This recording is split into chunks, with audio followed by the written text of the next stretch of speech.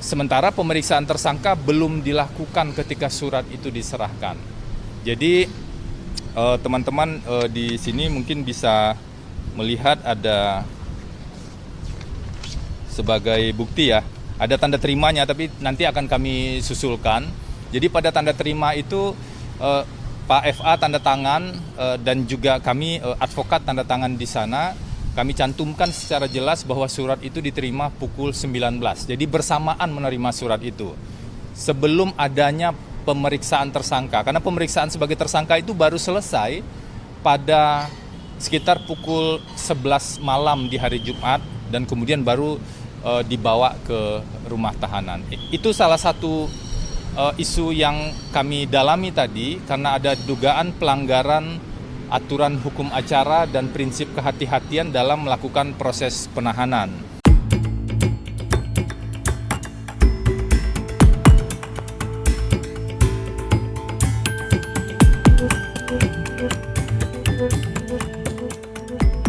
Kuasa hukum mantan Jaksa Agung Muda Bidang Tindak Pidana Khusus alias Jampitsus Febri Adriansyah, Febri Diansyah memprotes penahanan kliennya di rumah tahanan alias rutan KPK.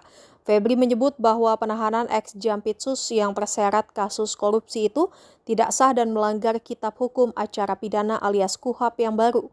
Hal itu disampaikan Febri usai menjenguk Febri Adriansyah di gedung KPK Kuningan, Jakarta Selatan, Kamis 30 Juli seperti dimuat Kompas TV. Kata Febri, saat ini kliennya sudah memakai rompi merah jambu dari Kejaksaan Agung RI seperti para tahanan kejaksaan lainnya. Namun yang menjadi protes pihaknya adalah penahanan Febri Adriansyah.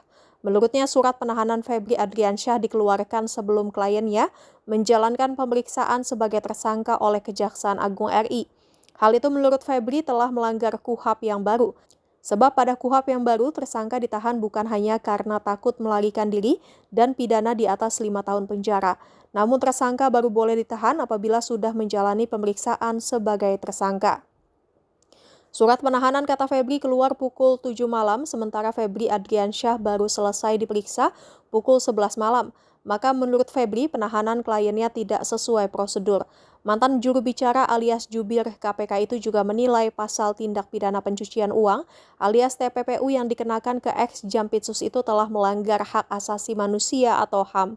Sebabnya kejaksaan belum bisa membuktikan asal emas yang ditemukan polisi di kediaman pribadi Febri di Sentul, Bogor, Jawa Barat. Menurutnya pasal TPPU baru bisa dibebankan kepada tersangka tindak pidana korupsi alias tipikor apabila perkara korupsinya sudah diputus dan asal muasal harta tersebut dibuktikan dari hasil korupsi.